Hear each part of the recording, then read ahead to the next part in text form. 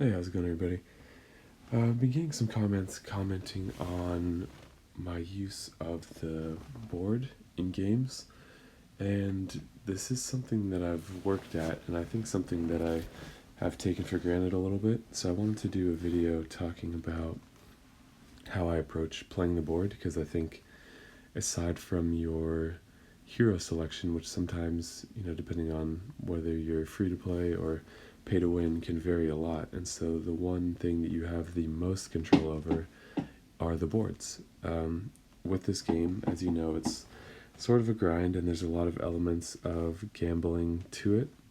And the boards are similar to that. Or I won't say gambling, but I'll say, I guess that's one word for it. But there's odds to everything in this game. What you get in terms of loot, what heroes you get from summons, what heroes you get from TC20, all those kinds of things, and the board is no different.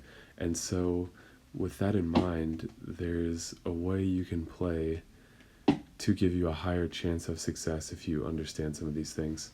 So in lieu of writing out some strategic script for how I want to do this, what I'm going to do instead is just use my raid flags here and just talk about what I'm thinking about with the board as I go, and hopefully there will be some things that you can take away from that to use in your own playing as you approach these things. And also, we'll then open up this dark chest at the end. I'm pretty sure that killing dark heroes in a raid also counts towards the chest. I feel like I've noticed that in the past where the number has changed even though I haven't done any farming stages. So either way, we'll open this chest at the end and see what the odds have in store for us there. I just got a chest maybe about 4 or 5 days ago, so this is maybe the soonest I've got a second one, which is really cool. So we'll open that at the end, and we're just going to talk about how I view the boards. One thing that I tend to do is I like to re-roll a decent amount, because there's, in terms of filling my chest, I'd rather, just fight some of the teams that I like to fight. So we'll check our revenges first and see if there's anything in here that interests me. When it comes to, so this might be a good first one. Cassandra can be a tough tank because she's pretty tough in terms of her stats. 845 and 1400 is pretty good, and it's a decently high attack stat when coupled with those. So she can go off a bunch of times, and the extra hits plus the mana generation can put you in bad shape pretty quick. But yeah, I'm just gonna talk through my thoughts here, and I think this will be a very valuable video if you feel like you're often getting screwed over by the boards, or you're not sure what to do differently. That there's going to be some element of that no matter what. So there's you don't have complete control because you don't know what's going to come in, but you can. There is an impact you can have, and there are smart decisions you can make to set yourself up as best as possible. And in this game, that's really all that you can hope for. So without further ado, I'm going to use my green team, which is actually my favorite team to use, and let's see how it goes. Just going to double check that we're recording here. Okay. Occasionally it will stop on its own for some reason, and then here I am 20 minutes later with nothing to show for it. Okay, so a couple things here. So the primary thing that I'm thinking in this moment is I need greens and purples, and in certain quantities. So to charge up these heroes, which are all fast, I need 8 green tiles. So that's either 2 matches of 4, obviously, or 3 matches of 3. 3 matches of 3 is much more common. And then purples can be a good way to start as well, but I need 10 for these average speeds, so that's, you can do the math there yourself. So the first 2 moves that are grabbing my attention are, 1, if I slide this purple tile down, that will give me 4 purples. And then this purple here will disappear as part of that match, and that will cascade greens into Regard. So I don't know if everyone knows this, but when I pull this purple tile down, the Dragon Bomb is going to form in the spot where the green tile is right below this. So I have to click somewhere else before I click here. The Dragon Bomb is going to form right there because that's where the tile we moved is going to. I guess it'll slide down one space, so it'll end up where it is, where this purple is here now. No, it won't, because the green will be there. So when we make this match, we're switching places with these. We're moving the green to where the purple is and the purple to where the green is. And that's, so the purple Dragon Bomb will end up here. The cool thing about a Dragon Bomb is we're actually gaining the mana from all 4 tiles, but we now have an additional purple tile, so we're kind of creating a purple tile, which is really nice in a board that doesn't have a lot of the color that you need. Okay, so the other thing to take note of here is that I'm going to keep clicking away just so I don't accidentally make a move before I'm ready. So when I make that match, if that's what I decide for my first move, this purple tile and this purple tile are going to disappear, right? And so the purple tiles below each of those are going to slide down, and those are going to cascade into another match with the Dragon Bomb. I'm pretty sure.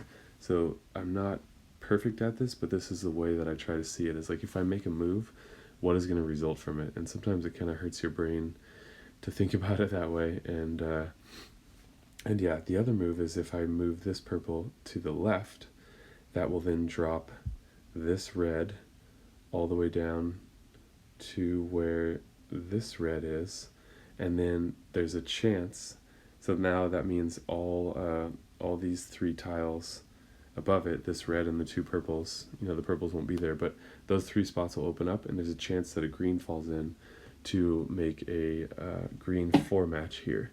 I don't think that move is as good as the other one that I showed you, so we're going to do this first. And what you'll see is when I make this purple move, it's going to cascade the green match on the right and then another purple match after, which is going to give us a total of 7 purple tiles. So we'll be one purple match away from having Proteus ready. So I think that is the best move that we can do here, so let's do that. So you can see we've cascaded and we got the greens from it as well. So she did revive, which is okay, because now we're going to do our next purple match. And she revived again.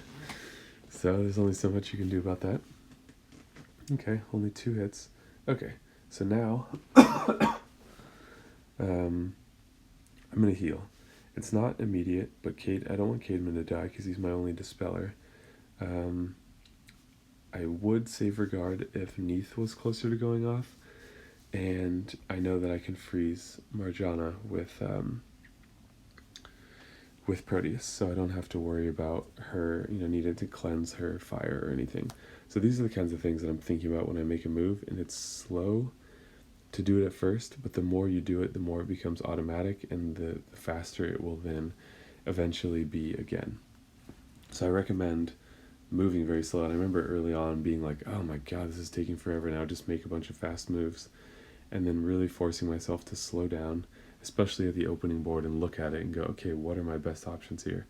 And there will be times that there will be a diamond on the board that you didn't see otherwise, and that can be the difference from the first move between winning a match and losing a match. So everyone's trying to win more, so those are some strategies. Okay, we got to speed this up a little bit, so we're going to heal, and we're going to go right down the middle. Reason being is that I don't want Catelyn to go off, and if she's got this poison on her for 3 turns, that's going to keep impacting her ability to revive, so I don't have to worry about taking her out manually each time.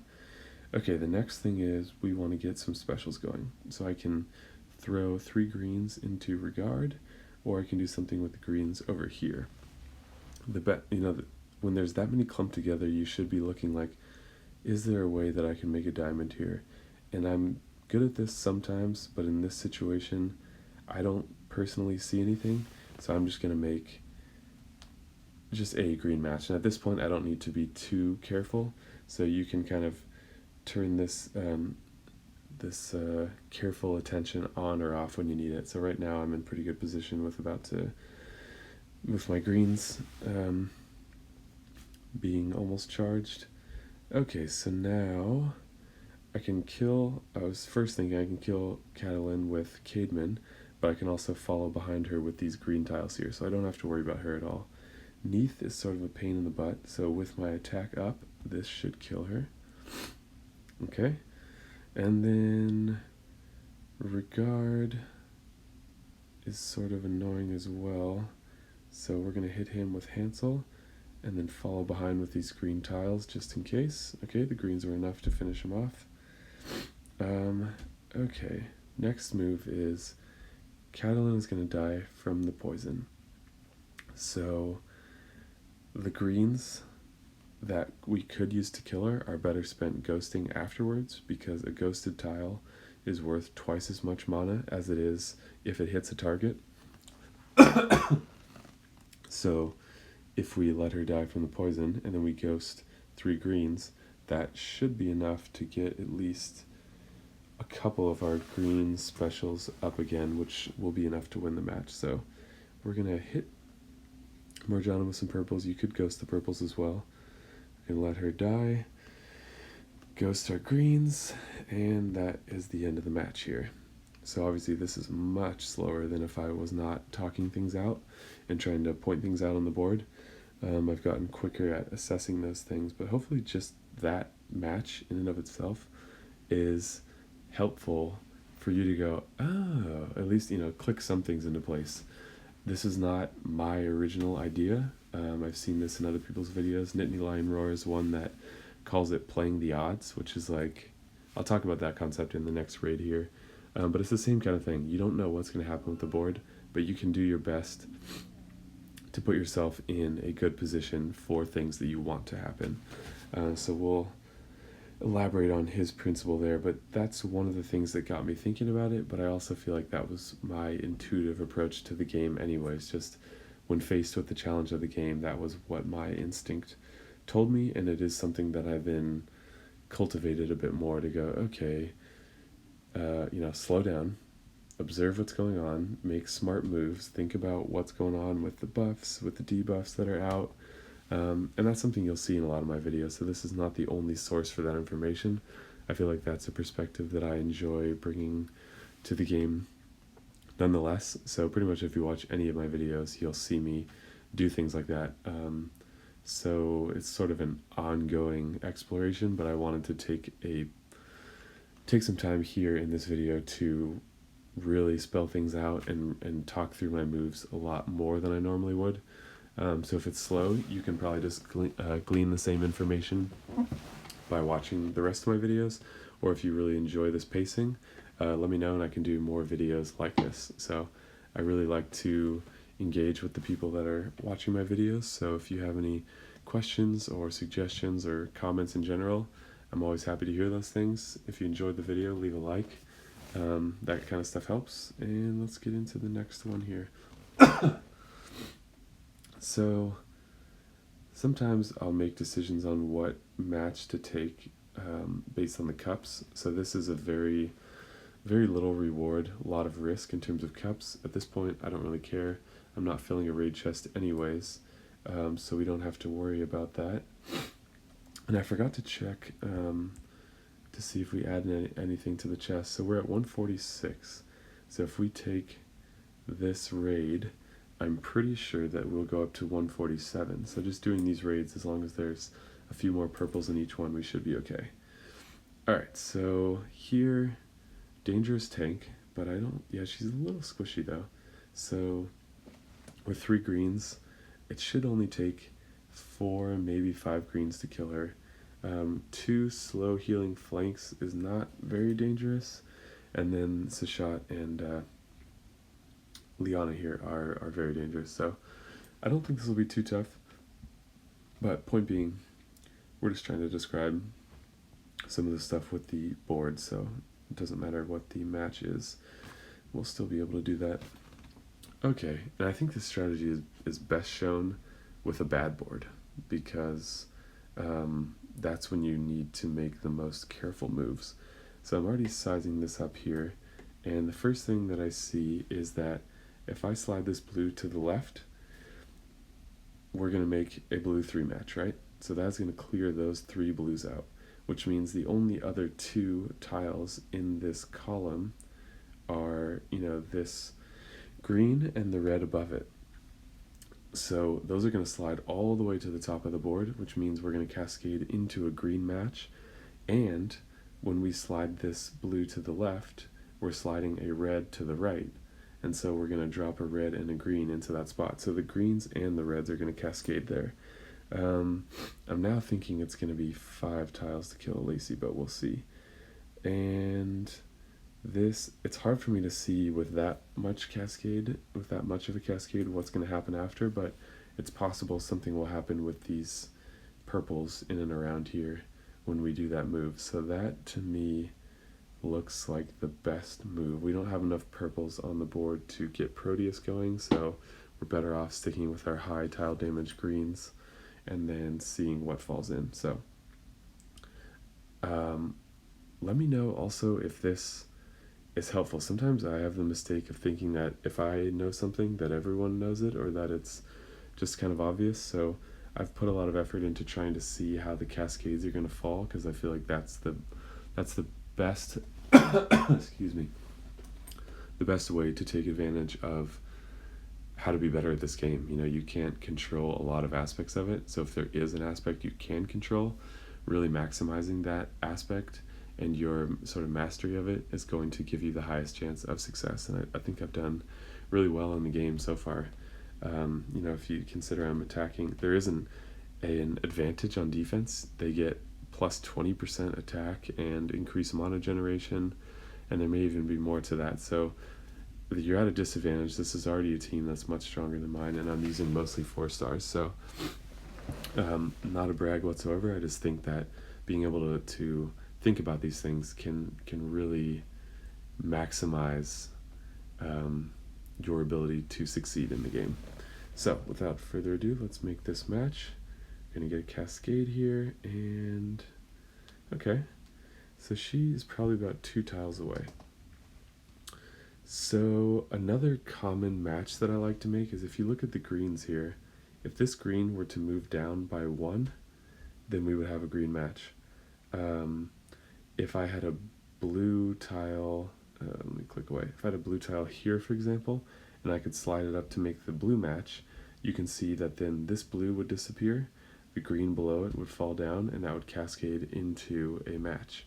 So that's one of the easier ones to see, so maybe start with the easier stuff.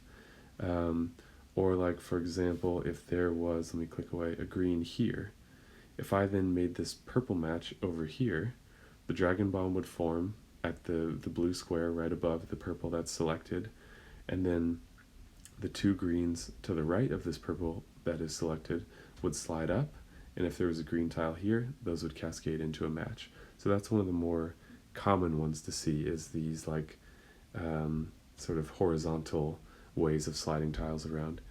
So in this situation, that isn't an option.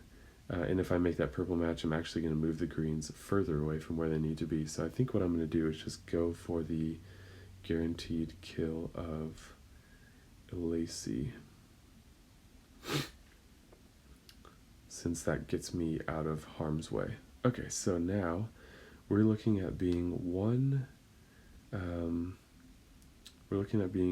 green match away from having our main specials going. The only place on the board that we're even close to a green match are these 2 greens on the right over here. So one thing that I'm thinking is, if I slide this red down, the purple's going to move to where the red is. If a green falls in behind it, I now have a green match that I can make without setting either of these people off. So the red match that I can make there will, you know, only 2 tiles will hit Mother North, 1 tile will hit Seshat, and then if I were to get a green, I'd make 1 more match, hit Seshat again. At that point, I would have Hansel ready that I could freeze her with if she was up and running. I don't think she would be. Okay, and now the more advanced way of making that move is, if I slide this purple up, we're going to make a purple match, right? This purple and the one to the left are going to disappear, which means that this red and the one to the left will slide up and make that initial match. So that's a way of sort of cascading it. And since she is far, excuse me, since she is far from being charged, I don't have to worry about hitting her with those extra tiles. Eventually I would, but I'm going to do that match here. Cascade, and we're going to hope a green falls in, and it does. And that, okay, now we're getting a big cascade here. And 2 greens came in. So that's what is meant by playing the odds. You know, if you think there's 5 colors of tiles, I had a 1 in 5 chance of a green falling in, and it happened to. And that will happen often. And sometimes it won't, and that's the part you don't have any control over. But sometimes it will, and now I've just positioned myself to win this match. So we're going to make that green match. Okay, and now we have the purples here. So I know that I can kill this shot with probably just this. Okay, we're going to try to freeze Mother North because we're still going to be working on this side of the board. And I'm going to use Caedmon just to pull her health down that much more. Okay, so I don't want to lose this match. We only have 3.5 minutes left. So in terms of what I can do over here now, I can slide this purple to the left to hit her with 4 purples, which will charge her up with the effect that Hansel has on her, which will then pull her mana down, pull her health down again. Or I can slide that purple tile down. As those purples disappear, the greens will move up, and that will make another green match, and that Dragon Bomb will then hit this purple as well. So we'll get 4 purples out of it, and another green match, and a ghosted green match, which means that will count as 6 tiles. Then we'll only be 2 tiles away from having our specials. So I'm running out of time here. I don't know exactly what I think is the best decision, but I think that is a good decision, and so I'm going to do that. And so it charges her up again. So now we need a green match. Or a purple match. And so we have a purple match. The 2 main options I see right away are 1, this purple match here, or 2, making the red diamond here by sliding this to the right, which will also get rid of those yellows. This green will then fall all the way down next to this green, and it's possible another green falls in behind it, and we get our greens from that too. The secondary benefit of this, I apologize if I'm going fast, but I'm running out of time. The secondary benefit is we're going to hit her with a bunch of tiles, which is probably going to charge her up again, which will then knock her mana back down again. So let's do that. And we can, that's not going to disrupt our purple match. Well, it did disrupt our purple match. Okay, so it didn't quite charge her up. And so we need to act quick here. So I'm just going to freeze her. Do this. That kills her, and we got our greens. So let's see if that will kill her. I'm going to speed this up a little bit just to finish the match here. Make another green match, which counts for 6 tiles. Another purple. And so another thing is you'll start to gauge by looking at the mana bar of your heroes how many tiles it's going to take them to charge. And you can go, okay, if I get these 2 ghosted tiles from this match, then that will be enough. And I think that's really important as well to know those kinds of things. So one final point I can illustrate here before finishing this is that I have an obvious purple match there, which is good. I'm going to freeze her mana and heal so that it's starting to deal a little damage. So I can make the purple match, or if I slide this blue down, I can clear those blues out. Her mana is frozen, so it doesn't matter, and I get the purples. So let's do that. We really need our greens. Okay, good. We can clear a lot of the board out. Okay. So I like using heroes that freeze mana. As you just saw, I had 2 of them on one team, and this is my favorite team to use. So another aspect that was sort of a secondary or tertiary aspect of this match was, this is my train of thought, that if you have the mana frozen, being able to spot how you can make a diamond will be really helpful. Because even if it's an off-color diamond, you can clear potentially a whole bunch of useless tiles off while not worrying about charging them up. And then that can cause useful tiles to fall in behind it because, you know, we have a certain probability of that happening, so we can aim for it. It's not good to pop an off-color diamond if you're going to charge a lot of people up, unless that's something that you're planning for. Like if you have a taunt out from Black Knight or Queen of Hearts or something like that. If you have some strategy in place where defense up potentially could stop that, but usually you don't want to create an onslaught of a bunch of specials hitting you all at once. You want to be a little more tactical if you can. Sometimes you just have to go crazy and stir up the board because otherwise you have no chance. So yeah. The next thing that I'd like to demonstrate, which I hope I have the opportunity for, in this match is how to spot when you're very close to being able to form an on-color or off-color diamond. Obviously, an on-color diamond is better, and that would be a diamond that is of the color of one of your heroes, and ideally the number of heroes that you have the most of. So for me in that last team, that would be a green diamond. So sometimes you can spot one that's 1 or 2 moves away, and you can calculate in your head, okay, I can make these 2 moves based on the mana speed of these heroes. It's not going to charge them up, and then I will have a very strong chance at winning the match. So hopefully I'll be able to demonstrate that next. Let's check on our, yep, so we were at 146, and we're now at 147 from killing the Seshat in that last team. So I don't know if I'm going to do all of my attacks. So if you've made it this far, let me just rip through this stage so that I can get some heroes to, not some heroes, so I can kill some people to open this chest for you guys. I feel like those are fun to open. So as a little palate cleanser from the more intense strategy stuff, we'll do something fun real quick. And then if you want to, if you're still into it, I'm going to demonstrate some more things. You can always come back to this video if you're at the point where you've absorbed as much as you want to. And yeah, I was just noticing that I could use this as an opportunity as well to demonstrate some concepts of the board, but like I said, I think I'm just going to give you a quick break from that. We'll open up this chest real quick, hope it's a good one, and oops, use those in the wrong order, and then we will get back to the video. Okay, so I'm really hoping I get a good chest. What I consider a good elemental chest is at least 1 4-star Ascension material, maybe 1 Epic Hero token, and high emblems. What I really want is 50 emblems, which is the max that you can get, but I'd be very happy with the 4-star Ascension items as well. Obviously anything is nice since it's more than I had before, but that's what I would ideally like. So let's see what we get. Hidden Blade, 2 Hidden Blades. Okay, those are the ones that I'm lowest on, so that's welcomed. Troop token, not as good, only 10 emblems, and a 1-star trainer. I really like the costume keys. If you think about it's 350 gems to summon a costume from the chamber if you use gems on it, just like Atlantis, because it has the bonus Ascension item chest. So if you think it takes 5 keys, 1 key is a fifth of that. 1 key is worth like 70 gems. So that is like strong. I feel like the keys are very valuable, and a lot of the costumes are really good. I've managed to get the Vivica and Liana 5-star costumes, and Liana is like, just the stat boost alone is amazing, but having the costume that you can choose between that and the regular hero with the stat boost is just amazing. So not a bad chest, not a great chest.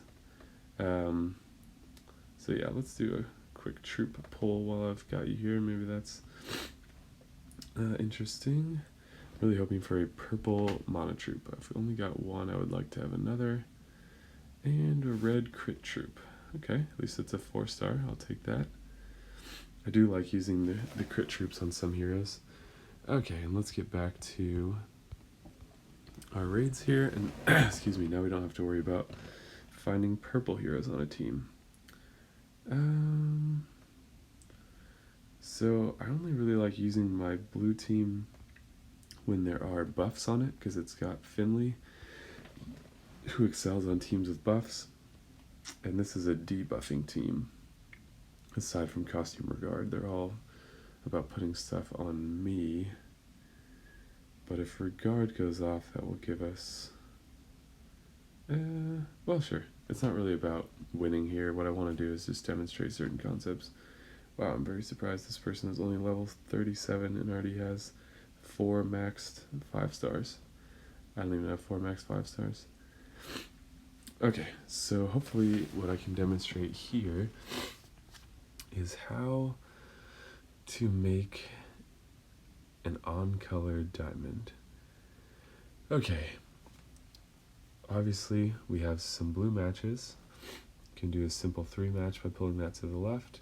Can do a 4 match by pulling that to the left, which is not going to be enough to kill this tanky bastard.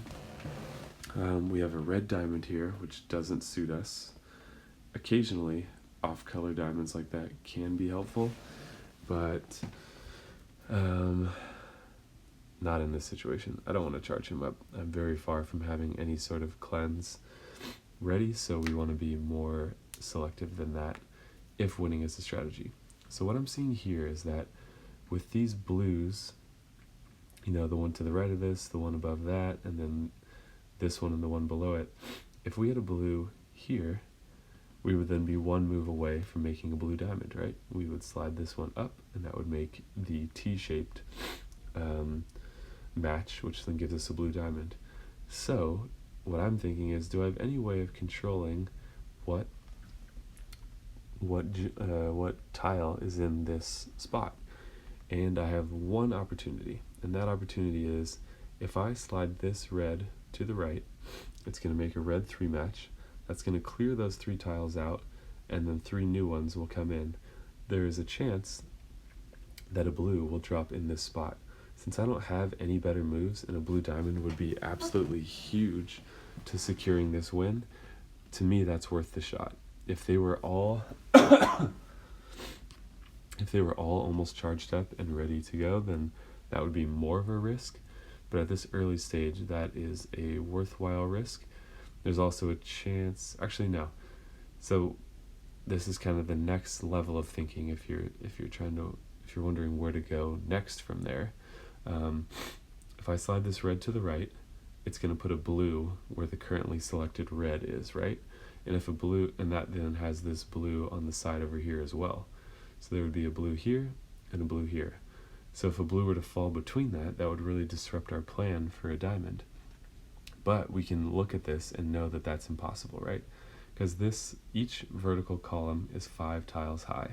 So if I slide this to the right, 3 of them go away, and this red diamond is going to end up in this spot. So we know that we can't make an accidental blue match there. That's going to mess up our chance at a diamond. So without beating that point into the ground, okay, I'm so glad that this happened.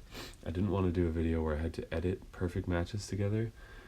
So not only can we make a diamond here, but we can make a diamond that has 7 tiles as a part of it. 4 of those alone are going to hit Santa, and then the following diamond that we're going to use after it, using the diamond after making it, will kill him. So we, with one move, now know exactly how to kill the tank, and he's a pretty tough tank. So we don't want to do any other moves on the board, because it's possible they could accidentally cascade and disrupt this diamond that we've or this potential diamond that we've made. So what I've learned is sometimes it's beneficial to push your luck. That doesn't apply in this situation. There's no reason to do any other move other than this. You might be faced with that occasionally, but anyways, in this moment, that's not the case, and it's usually better to take the sure thing. Okay, so 2 tiles might not be enough to kill him, but we have 3 that are in line with him. This one, and the diamond. So we're just going to use that, and that's going to get all of our blues charged up. And then what we're going to do is we're going to take out the side of the team that is the biggest threat to us. So we have damage dealers on both sides. We have a healer on the left side. One thing. So Neith is kind of a big concern here because she can't be slowed. Sorry about that. She can't be slowed with things that stop mana. She has, where is it? An innate resistance against status ailments that stop mana generation. So Proteus does nothing but poison damage to her.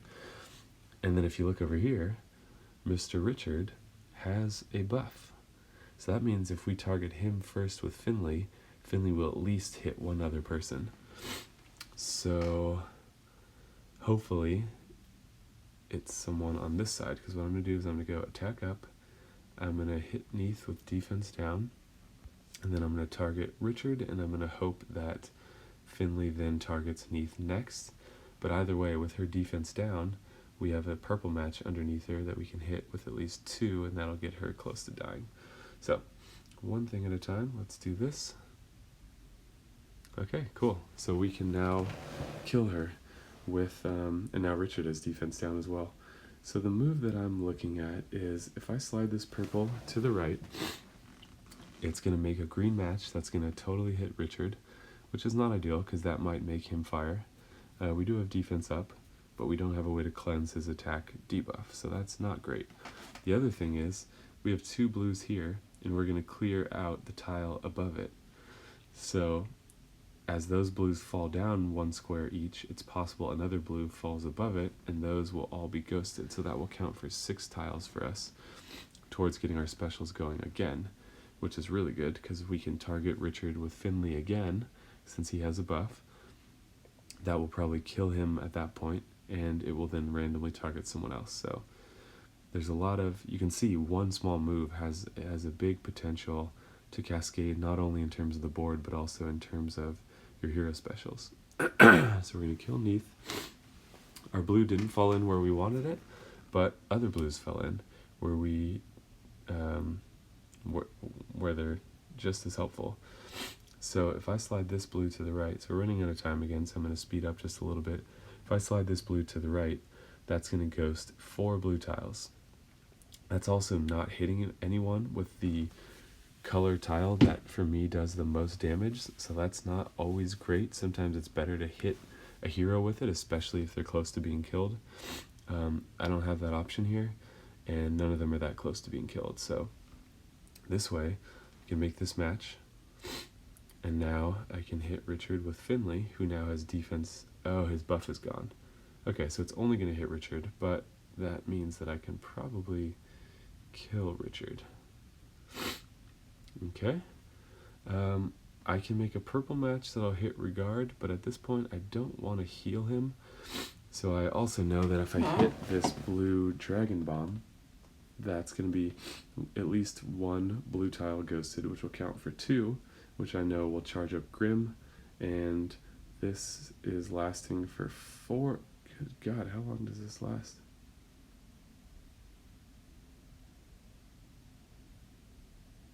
Three turns. Why does this have 4 turns left of defense down?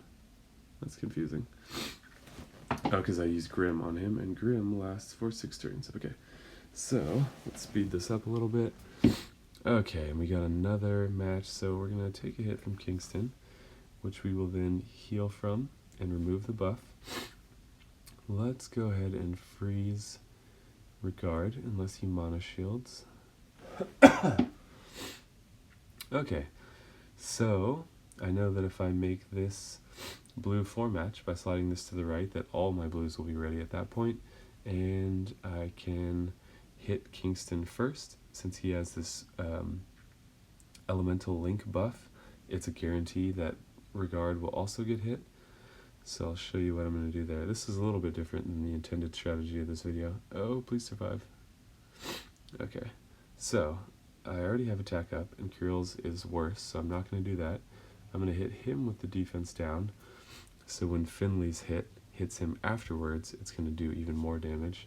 And then we're going to start with Kingston, and then we know Regard will also get hit, and that's that. So it doesn't really matter what you do here, but I'll demonstrate that if I drag this purple down, it's going to make a blue match, and it's going to cascade some reds that I don't need on the board out of here. And then we just need to hit, and then can set off even bigger cascades. So let's finish Kingston the fun way. So yeah, down to the last 30 seconds there, but I think that is enough for this video. Those were the main concepts that I wanted to demonstrate. It's fun that we got to look at the dark elemental chest as well in the middle.